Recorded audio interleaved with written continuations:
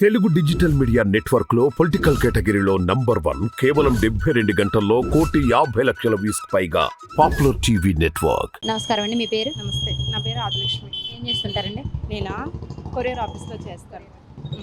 ఆ, అంటే ఇప్పుడు అన్ని రేట్లు పెరిగిపోయినాయి అంటున్నారు అండి. మీరు ఒక మహిళగా ఏం చెప్తారండి? అన్ని నిత్యావసర వస్తువులన్నీ అంటే ఇప్పుడు ప్రజెంట్ పెరిగినాయి ఏం కాదు, ఎవ్రీ ఇయర్ అలాగే పెరుగుతాయి, అలాగే పెరుగుతున్నాయి అంతే. అలా కాకుండా ఈ జగన్ ప్రభుత్వం వచ్చిన తర్వాతే అన్ని నిత్యావసర వస్తువులన్నీ పెరిగిపోయాయి, మధ్యతరగతి వాళ్ళు అసలు కొనలేకపోతున్నారు, తినలేకపోతున్నారు అని చెప్పేసి అని అంటున్నారు. బతకడానికి కూడా కష్టంగా ఉందని అంటున్నారు. అది ఎంతవరకు నిజం? ప్రతి ఇయర్ ప్రతి దానికి పెరుగుతూనే ఉంటాయి. ఈ ఇయర్ కూడా ప్రతి ఇయర్ లాగే పెరిగినాయి అంతే తప్పించి ప్రత్యేకంగా జగన్ వచ్చిన తర్వాత పెరిగినాయి అంటే అదేమీ కాదు అంతే. మరి జగన్ గారు వచ్చిన తర్వాత అనేకమంది పథకాలు అమలు చేశారండి. మహిళలకైతే ఏంటి ఇవన్నీ అసలు ఎలా అనిపిస్తున్నాయండి అవన్నీ? మెయిన్ అయితే మాకు పిల్లల స్టడీకి బాగా హెల్ప్ అయింది. అమ్మఒడి వచ్చిన టైంలో మాకు ఫీజులు కట్టడానికి మా ఇయర్ ఎండింగ్కి చాలా సఫర్ అయ్యేవాళ్ళం. అతను ఇచ్చిన మనీ తోటి మేము ఫీజులు టైం టు టైం పే చేసుకున్నాం. ఒక పెండింగ్ ఉన్నా అతను ఇచ్చేది మొత్తం క్లియర్ అయిపోయింది.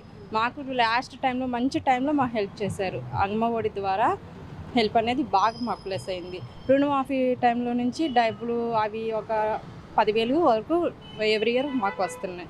మాకు అన్ని విధాలుగా ప్లస్ అయ్యింది, మైనస్ అయితే ఏం లేదు. మరి ఈ పథకాలు తీసుకుని కూడా జనాలు సోమరపోతులు అవుతున్నారు అంటున్నారుగా మేడం. మరి మీరు ఉద్యోగం చేయట్లేదు, మీరు కానీ మీ సార్ కానీ ఈ పథకాలు ఇవ్వడం వల్ల?